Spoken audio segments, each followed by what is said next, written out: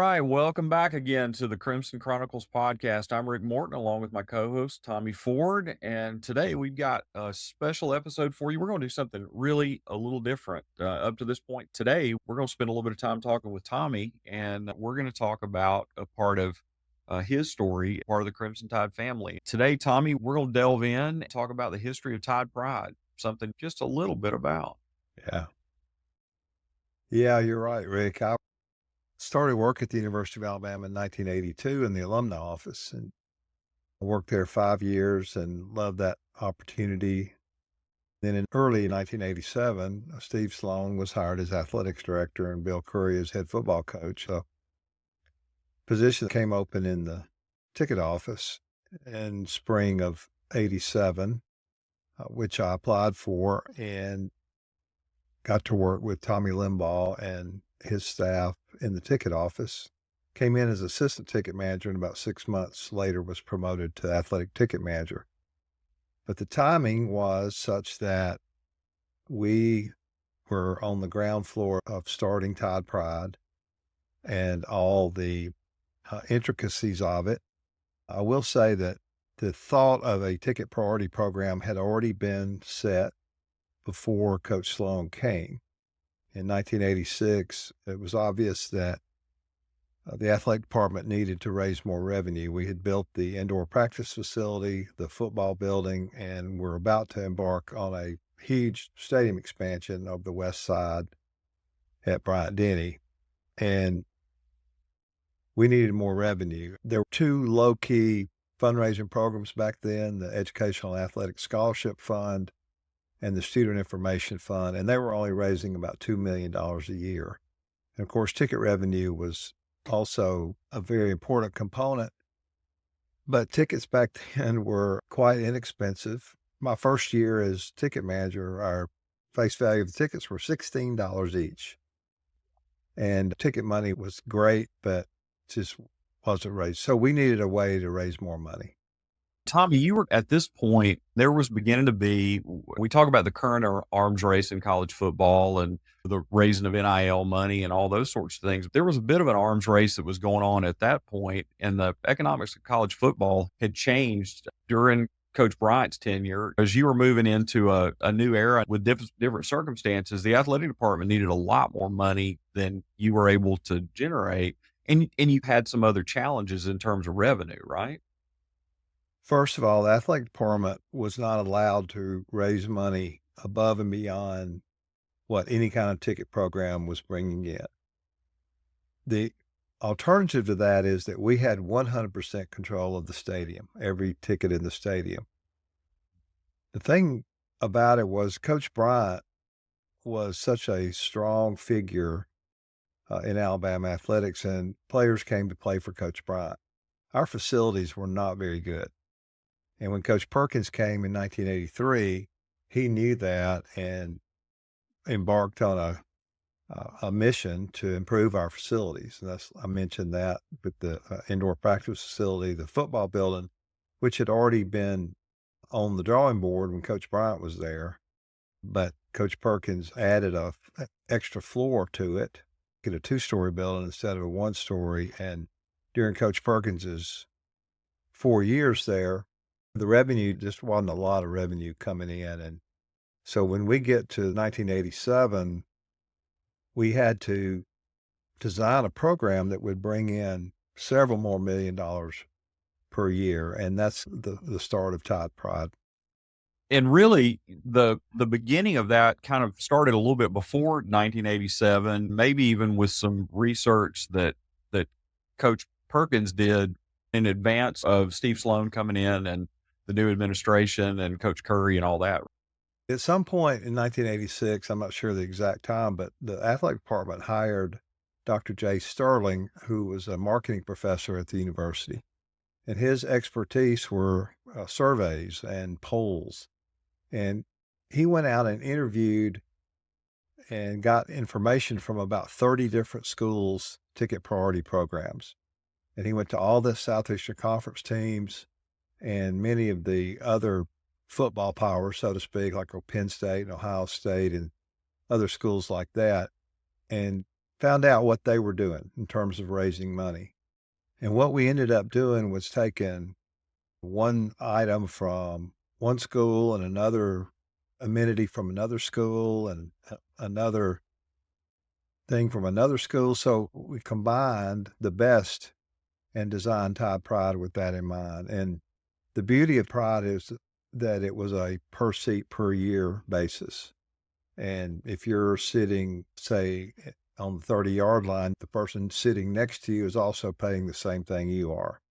And that was the beauty of the program. And Dr. Sterling's research was valuable. And we ended up using him twice again, as we'll get into this interview in a minute. But we started out from scratch, really. Just the basic concept of Tide Pride had been talked about, but we had a lot of work to do. And I started in the ticket office in May of 1987 because our goal to launch the program was December 1 of 87 for the 1988 football season. So, what was the potential revenue impact at that point for bringing a program like Tide Pride into Alabama athletics? What was the promise that you saw out there as an opportunity? We hope to bring in an additional $7 to $8 million per year by going to a new system. And it was not an easy kickoff of the program. We worked in May, June, July, and August on just designing the program itself, naming the clubs, setting the value of each club, the per seat per year donation, determining the amenities of what people would get, whether it's ordering road game tickets or parking or pregame meals or whatever. So we did that for about 5 months. And then at Labor Day, I remember like it was yesterday, Labor Day weekend in 1987, we sent out the first Tide Pride informational brochure. And by then, some things that had happened in the spring that got everybody riled up Let's talk were about calmed that. down. You talk about all the careful work that started beginning in May, going forward throughout the fall, and a brochure coming out in September. But there was a couple of articles that came out in the Tuscaloosa News on April the 15th, 1987. Can you elaborate on that a little bit? Yes, I was still about 3 weeks away from joining the ticket office, so fortunately, I did not have to witness that, but here's what happened. There was a meeting of the Educational and Athletic Scholarship Program, which we just called the Scholarship Club, and Tommy Limbaugh and Coach Sloan, and perhaps a few more, were there to explain the new program, and to keep in mind, it did not have a name yet. Mm. And so they got all the old educational athletic scholarship folks together and showed some very rough charts and some price levels of what they expected these different clubs to be. One of the attendees at this meeting happened to be the publisher of the Tuscaloosa News, Charlie Land. And he had been a longtime scholarship donor. And so the next day in the paper, the articles that came out, written by Charlie and Billy Mitchell, the sports editor, implied that every seat in the stadium was going to cost $2,500 per seat per year, plus the ticket cost. That was accurate for the Ivory Club, which was being built on the west side, and it consisted of about 300 seats. There was going to be several thousand seats in Tide Pride. And once that brochure came out in September of 87, it calmed the fears of everybody because most of our seats were in the $100 per seat per year or $200 per seat per year range. And that calmed the fears of everybody. But we still had so many challenges ahead because the bigger games were at Legion Fields. Through the summer of 87, Tommy Limbaugh and I went up there plenty of times and walked every seat, including the East Upper Deck, in the heat and tried to match up the seats in both stadiums. Further complicating that was that Legion Field was considerably larger, and we were working on plans for what the new West Side expansion at Bryant-Denny would be, because that was critical to have that West Side expansion done before we could even create and start a Tide Pride program. So when you talk about where you are, and I want to stay in that spring and summer time of '87, you probably want to get away from it as fast as you can, but let's stay there for There's a just reason I've got gray hair right now. I can promise you that. It was the first 3 years in the ticket office. first rule in marketing is control the narrative. That horse was out of the corral after that article, but you guys had about 3 months or 4 months of really just some interesting times because the program wasn't even close to being fully baked at that point. And Yeah. yet you had folks that were upset because they believed that their tickets were a little bit of a birthright from Coach Bryant, right? There was an element of the fact that people felt like they were not supposed to have something like this happen. Yeah, and that horse you talked about was not only out of the corral, but it was gone to the next county and across the Mississippi line. We had major damage control to do, and there was a feeling among many of the longtime season ticket holders, in addition to these 2 groups of donors that had been given additional money, Student Information Fund and the Educational and Athletic Scholarship Program, there were, I don't know, 12 to 15,000 season ticket holders that were just renewing their tickets every year. Those are the people especially who were pretty convinced that Coach Bryant had promised them those seats as long as he was alive. And so that was a big challenge for us to prove them otherwise. So 2 of the longtime administrators at the time there were Coach Jim Goosetree, a longtime trainer for Coach Bryant, and Coach Sam Bailey, who was Coach Bryant's kind of right-hand guy, ran the department while Coach Bryant coached football. And we went to both of them, and they said, no, that is not the case. And we had a great team of university system lawyers, Robert Potts and Cindy Wade and Glenn Powell, all participated in the startup of Tide Pride from a legal standpoint to make sure everything we were putting down was accurate and legal. Robert Potts was assigned by the chancellor to come over and look in Coach Bryant's old files.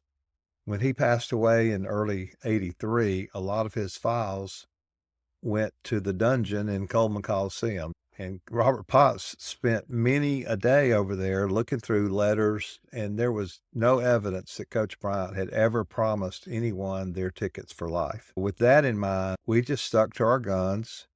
And despite all the phone calls and the mad ticket holders, people saying that we're pricing them out of the business, if they could have only looked at what it is today. Despite all that, we just stayed the course. We trusted the process. And when that brochure came out Labor Day weekend of '87, people finally saw that we were not charging $2,500 per seat per year. It calmed it down a little bit. And I think in the end, there were still a lot that were upset. I had one man in particular that continued to tell me. The good thing was we actually let people keep their seats in many cases, and he kept his. It just cost him a little bit more. So that was all about the money. And it did give people a chance to become part of a new and exciting program for University of Alabama athletics that was very necessary for us to keep up with the Joneses and to pay off debt. We had, like I said, we built the indoor practice facility, the football building. We were about to embark on a 10,000 seat expansion to Bryant-Denny on the west side, and it was going to cost a lot of money. And we had debt, and we're bringing in very little money. So Tide Pride helped with the debt situation for sure. Now, one other story from our conversations and things we've talked about along the way is you talk about that brochure that came out in the fall, but you had to get to a name, and you had to figure out that Tide Pride was going to be called Tide Pride. And talk a little bit about the marketing firm and all the kind of the twists and turns that got you to the point of being able to finally have the name Tide Pride. You've got a funny story about that. I do. There's a little conference room over in the what's now called the Malmore Athletics Facility, the football building, for lack of a better term. And many meetings were held in that little conference room about Tide Pride and all the details of it whenever the lawyers would come, or the EBSCO media folks in Birmingham, Herschel Pickett and Alton Cantrell and PJ Ellis. They were all very instrumental in designing the logo and all the brochures and everything. But one thing it didn't have, as you said, was a name. So we were over in that little conference room and had heard a presentation from an out-of-state PR firm, but run by an Alabama guy. So we'd given him a chance to design a logo and create a name for this program. So his suggestion was called Pride of the Tide. That was going to be his suggestion for the name of this new program. So we didn't like the sound of it. It was too long, a mouthful. And then I got up on the dry erase board and I wrote the first letters of each of those words in a vertical line, P-O-T, Pride of the, and I looked at that and we were just, our jaws dropped, and it spelled pot. Okay. And we said the first time we have a losing season or do something wrong or something bad happens, they're going to say, we're going to pot. And so we took Pride of the Tide and just did a simple flip of the words and called it Tide Pride. And it is self-explanatory. So we did not stick with the original suggestion by this out-of-state firm. So that's where the name Tide Pride came from. So you have a name, you have a program. What was the start of the program like at that point? During the fall of '87, folks had that brochure in hand, and we sent out 100,000 brochures. We sent it to everybody who had ever ordered a ticket, who had given money, the National Alumni Association list. It went out to faculty, staff, to football lettermen. And on December 1 of '87 is when it officially kicked off. And we sent out another brochure in late November of '87. And it was the actual brochure for people to fill out and to send in money to join Tide Pride. And we did that for the next really 9 months through, I guess, July or August of '88. And then it actually kicked off in '88. But all through the '88 year, we were bringing in money for Tide Pride and matching seats up between the two stadiums, which was a challenge. Legion Field had been bigger than Bryant-Denny, and that's why it was necessary for us to build that West Side expansion to try to bring our numbers up to about what Legion Field was. Plus, Legion Field had about 5,200 of the park and recreation certificate holders or bond holders, and we never could touch any of those tickets. So trying to match up the stadiums and then having to deal with parking at both stadiums and pregame meals and then deal with road game tickets. It was a challenge back in those early days, but we started it in fall of '88 and it was an instant success. It didn't approach then what it's bringing in now. It has been 37 years ago that Pride started. It's hard to believe, but anyway, it started in '88 and grew quite a bit every year. And then the '92 national championship, it took a big leap at that point, but it was what we needed. And another thing, and I'm sure you're going to ask me about the Iron Bowl.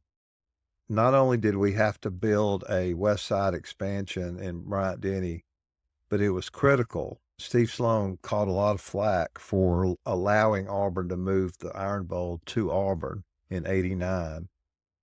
But it was really necessary for the Auburn-Alabama game to go a true home and home. Now, the 50-50 split in Legion Field, there was nothing like it. And I loved it. Half the stadium was Auburn and half was Alabama. And the only change each year was the color of the uniforms and where the two schools' fans would be sitting. But for us to do Tide Pride, we had to have the Auburn game as a home game every other year, and then use the Auburn game as a road game, as one of the road games that is being offered to the Tide Pride as part of their amenities. So it was critical that those two things happen. Coach Sloan got a bad deal, a lot of criticism, but it was Auburn's right to move it to Auburn, and they have done with it down there. And we chose, because of our existing contract with Legion Field, we had to continue to play it at Legion Field through the 98 season, and then in 2000 was the first time the Auburn-Alabama game came to Bryant-Denny. And from then on, it's been a true home and home, where Bryant-Denny and Auburn. But that was an eventuality that pretty much the handwriting was on the wall from the beginning of the shift to Auburn. That had to happen at some point. It was all about economics. At some point, the game had to come back to campus, right? Yeah, and we were growing our stadium, and Legion Field was not getting any younger.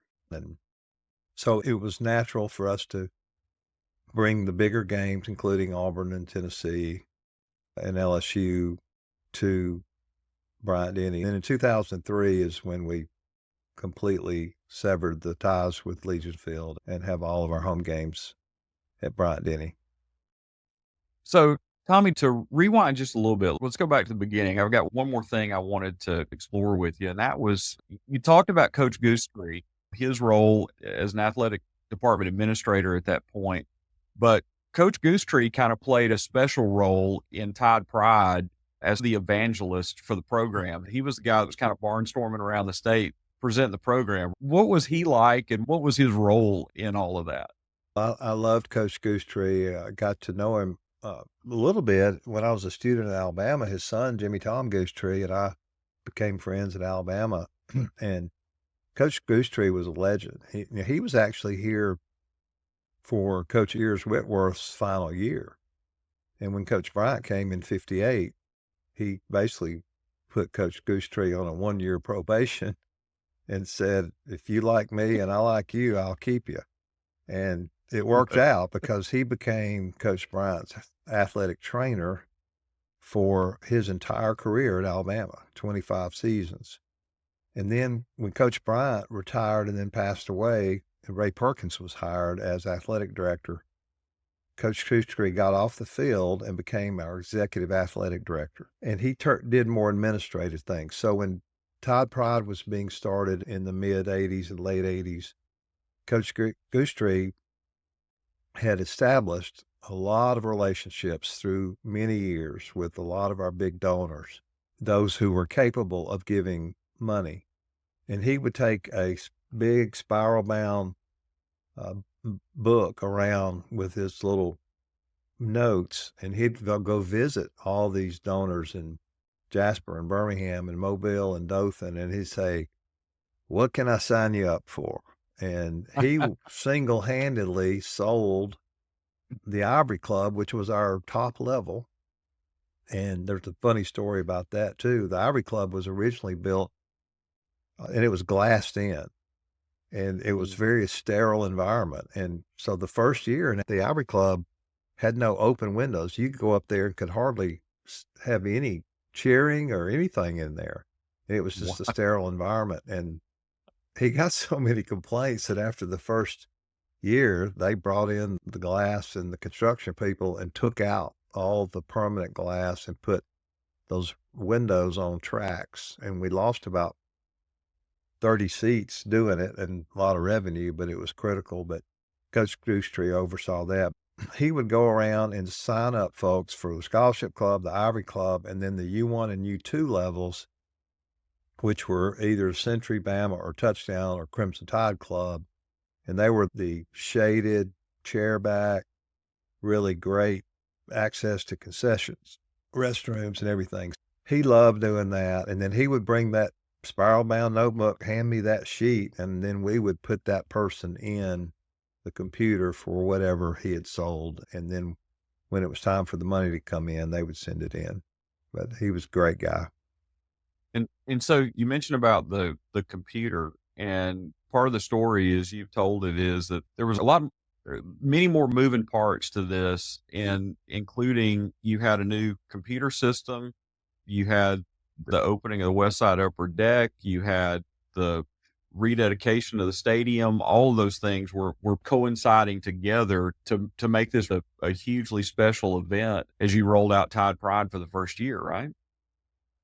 Yeah, 88 was a crazy year for us because we were kicking off Tide Pride basically from scratch. The West Side Upper Deck was being built, and a ticket manager's nightmare is for a new stadium to open or a new section of the stadium open and for the rows to be numbered wrong, or there be seats where they're not supposed to be, and there won't be seats where there are supposed to be.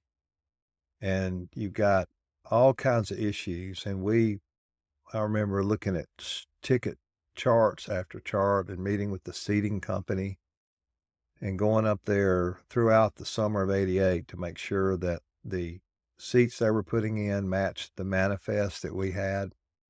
So we had all that to deal with. Fortunately, we were on the road the first two games of the 88 season, and that gave us a little more time, but it got to where it was so down to the wire that the construction folks were welding the handrails on the West Upper Deck the morning of the Vandy game, the first game in Bryant-Denny.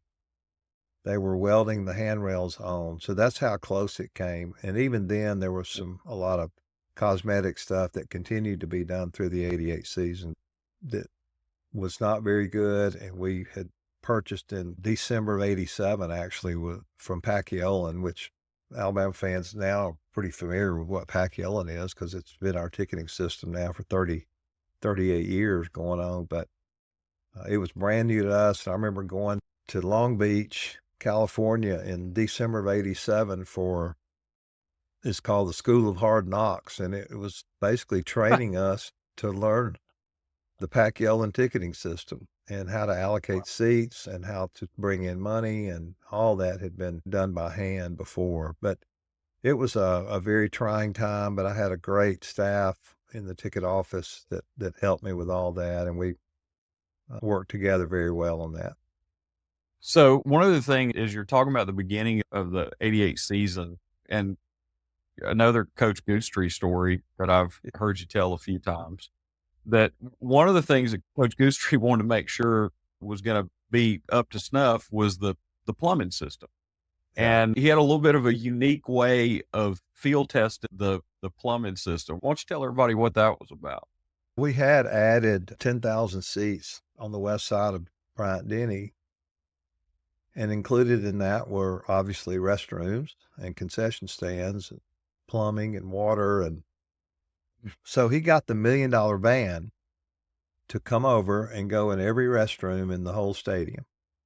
And when those kids spread out throughout Bryant-Denny Stadium heard the signal, they flushed the toilets to make sure that the stadium could handle all the flushing at the same time.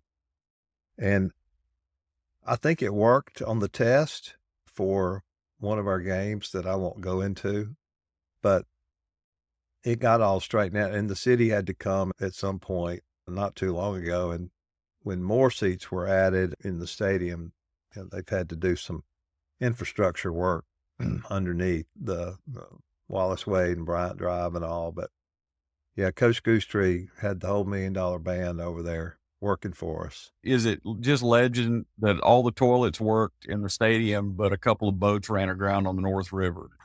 A legend? Yeah, that's strictly urban myth.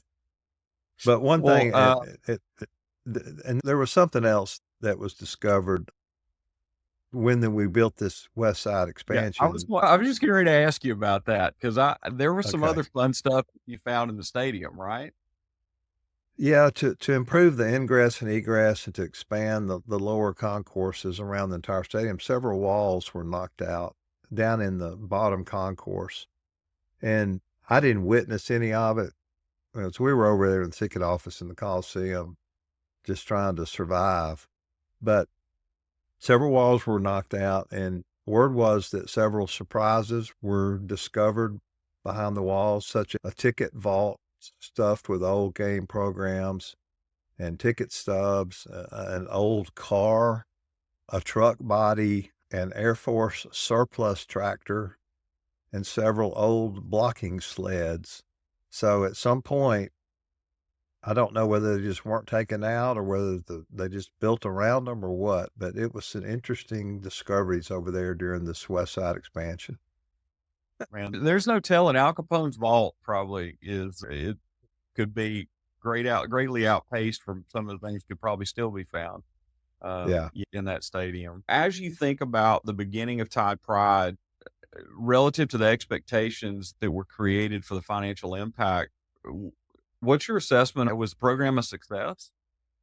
Very much. When, like I mentioned, the 92 national championship really boosted sales. And as people got used to the fact that bigger games were coming to Bryant-Denny, it increased as well. And then as we added the east side expansion in 98, the north end zone expansion in 06, the south end zone expansion in 10, and then just 4 years ago now in 2020, did a complete redo of the west side club areas. Revenue really started pouring in for us, and it was very critical that happened. And the financial impact has been tremendous for us in our 37 years. And Tide Pride is considered the most successful ticket priority program in the country. Nobody touches it from a per seat per year basis. Now, in the last 2 or 3 years, it's my understanding, and I know this because I'm a Tide Pride member, I have 2 tickets. They've changed the club levels, the names. It used to be Century, Bama, Touchdown, Crimson Tide, Scholarship, and Ivory, and then we added Extra Point Club probably about 20 years ago. But now it's on tiers rather than clubs, and so they've changed all that, but it's still bringing in very critical monies for athletics, and especially the Skybox program, because we're up, I guess, 170 Skyboxes now or something like that. So most of any college in the country. It's just College fitting for country. Crimson Tide athletics that if we're going to have a ticket program and a priority ticket program, it needs to be the best in college football, right? So Yeah. that just stands to reason that that's just one more thing to be proud of as a Crimson Tide. As far as you personally, you became temporarily the director of Tide Pride in '89 and then permanently in '93, and the program kind of experienced steady growth through all those years. Obviously, we'll take another episode at some point to talk about the 92 season and the centennial and all the things around that. But that was, as you said, a big part of the growth. But can you hit the high points of that time between the opening or the beginning of Tide Pride and the East Side expansion, of just what were some of the high points of things that happened during those years that were important? Yeah, I started, as I mentioned, as assistant ticket manager for about 6 months and then promoted to ticket manager by the time the season started in '87. And then in '88, Jeff Rousey, who had played for us in the early '70s and had coached for Coach Bryant in the late '70s, early '80s, came back as director of Tide Pride during the 1988 season. So I was ticket manager. Jeff was director of Tide Pride. And he and Coach Goosetree went around the state selling Tide Pride. And they held meetings all over the state about what the program is and answer any questions. And then Jeff left the athletic department to pursue other opportunities. So in '89 is when I took on both roles as athletic ticket manager and director of Tide Pride.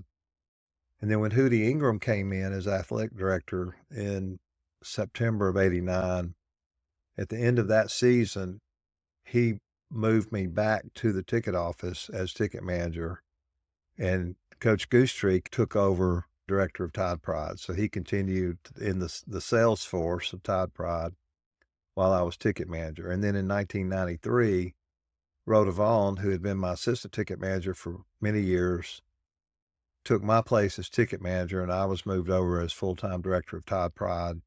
So I did that from '93 to '06, and then moved over for other responsibilities for the next 13 years until I retired in 19. But the 90s leading up to the East Side Stadium expansion, we had always been under the impression or the feeling or the urban legend that we could not expand on the east side because of the existing houses that were over on Colonial Drive.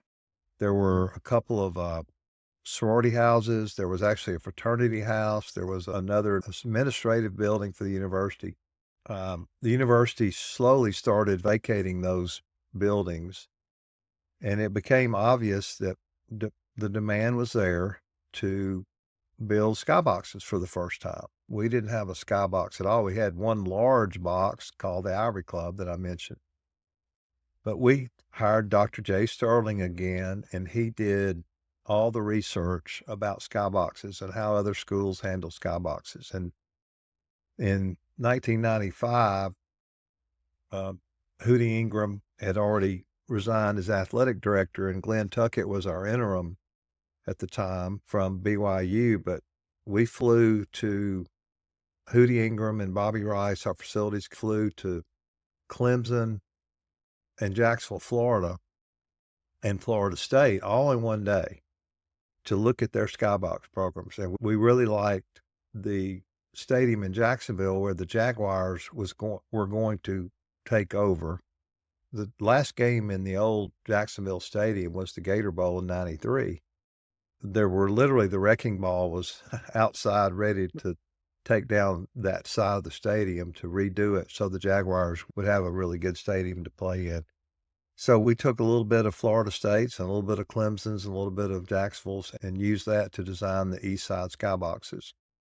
We started designing the program in really 1996. I was involved in the East Side Skyboxes, the priority to get them, the brochure, all the policies, and that came out. And by then, Bob Bockrath had become our athletic director in June of '96. We had sent out the brochures. Money was coming in for the skyboxes. And I remember going to him in October of '97 and telling him that we had money in for 50 skyboxes. It was like a deposit. It wasn't the full price, but we had 81 skyboxes to sell. And I remember Bob had come from a school that wasn't quite used to big time football and skyboxes and all. And I told him we'd sold 50 skyboxes or had money for 50 deposits.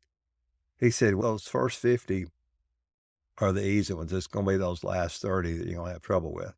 We didn't have trouble with it. And by the deadline to apply for a skybox of November 1, we had 115 people that applied for 81 skyboxes.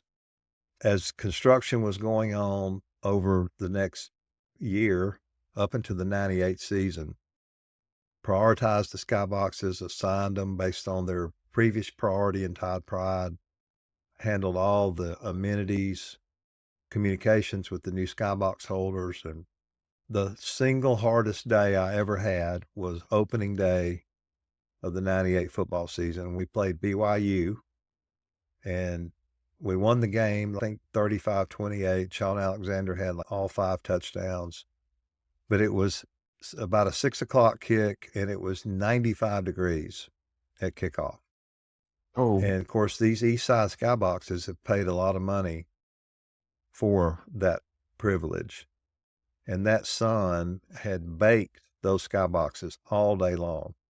And just imagine if you're riding down and it's 100 degrees outside, you got your air conditioner on, you're comfortable. But if you roll down your window, all that cold air is going to go out. So everybody gets to the game and their skyboxes, the windows were closed and it was cool in there. And they said, oh no, we want the windows open. So we opened the windows and all that cool air goes out, and it was brutal. And it is still brutal to this day. Nothing's changed. The sun is still setting in the west, and it's still baking the east side like it always has. But my goodness, that day, I don't want to ever go through it again. And really, back then, it was just Wayne Atchison and me. There was no Colonnade group yet, which came in 4 years later. Robbie Robertson and Jill Bender and that wonderful group, and they were godsends to us. But they came in and took over the hospitality part of it. But that first year, really the first 4 years, I might be taking care of somebody's catering order 1 minute and dealing with a overflowing toilet the next. It was crazy. And keep in mind, we're doing our regular Tide Pride responsibilities too for all the other parts Yeah. of the stadium. But I Man, had a that great you just staff that really picture of pitched the in. And you just paint the picture of the glamorous existence in college athletics, what you're telling us. Those are the kind of things everybody dreams of, right? yeah, I wouldn't trade it for anything in the world. The Lord's blessed me with 38 years at the university and experiences that I'll never be able to tell just from a time standpoint. But to have been involved in the start of Tide Pride from scratch, and then 10 years later, basketball Tide Pride, we went through the whole thing with that in 1998. That was another thing in 1998. We were There you starting the go. basketball Tide Pride program, in addition to opening up 81 new Skyboxes and 10,000 seats above that for the East Upper Deck. That was another challenge because of the difference in numbers of Legion Field and Bryant-Denny. The most amazing thing was in 2002, we mentioned, and this has been mentioned in our podcasts earlier, but we went on probation. 2002, 3, 4, 5 were tough times. 5 was a good season, but 2002, 3, 4, we really struggled. When we were at our lowest, Mal Moore said, "We're not going to cry about it and feel sorry for ourselves. We've got to raise more money and get our facilities up to speed." That's when the Crimson Tide Foundation was started and just raised money over the next 5 years to build the North End Zone expansion, because despite our record on the field, we had tremendous demand for more skyboxes. And so all this money came in, we were able to build the North End Zone, and this was all before Coach Saban even came. Once it opened, we sold 38 more skyboxes and got a lot of revenue from that. And then Coach Saban came in '07, and the rest is history. Mal said, "We're not going to use Jay Sterling's data for that South End Zone expansion. We're just going to build it." And the thing about Coach Moore, he wanted an exact mirror image of the North End to be in the South. That's why they look exactly alike. And he wanted the same, I guess, exact image or congruency or whatever. And that's why they look alike, Wow. that they do. Um, So can you the East quantify side. the impact that Coach Saban No, go ahead. go ahead and finish. No, I was just gonna say, can you quantify Coach Saban's impact on what happened after the 2007 season and going forward with Tide Pride? Sure. Obviously, the 92,000 people at the spring game sure sent a message to him that we were hungry for a coach and to get our program back to the standard. And I'll just give you an example. Dr. Witt did an unbelievable job when he came in 2003. This was 4 years before Coach Saban. Dr. Witt had started a goal of increasing our enrollment. We were stuck. I remember being a student here in the '70s, and we had 15,000, and it stayed at 15,000 for 15 years. And in the '90s, it was only about 22,000. When Coach Saban came in '07, our enrollment was 25,580, and Tide Pride was raising about 20 million a year. And then enrollment went up to 27, 28, 30, 31, 33, 34, 36, and 37. And by 2019, we were at 38,000. Our Tide Pride revenues went from 20 million to 25 to 28 to 32 million. So when I left 5 years ago, our enrollment was around 38,000, and Pride was bringing in about 32 million a year. And that does not count ticket revenue, nor does it count the Crimson Tide Foundation and all the money that they're raising now, which we could not do until 1998. The athletic department had been handcuffed and not allowed to raise money beyond what any kind of ticket money brought in. The university never allowed us to go out and knock on doors and raise money. But Dr. Sorensen in 1998 took the handcuffs off, and for the first time ever, we had a true development program. And Bill Farley from the University of Oklahoma was hired. He came in for about 4 or 5 years and started really our first true capital fund campaign, and went out and raised money. And that's now what people know as the Crimson Tide Foundation. But that was a critical component of raising money to keep up with the Joneses, like we talked about earlier. Tommy, as we close down this episode, maybe the best way to close things is to take a look back in a retrospective over everything about Tide Pride since its inception. You talked about the current impact of Tide Pride. What's the cumulative effect of the Tide Pride program been on Crimson Tide athletics? My guess right now is that it raises $35 to $40 million per year. That's just the Tide Pride program, plus ticket revenue, plus all the fundraising going on in the Crimson Tide Foundation.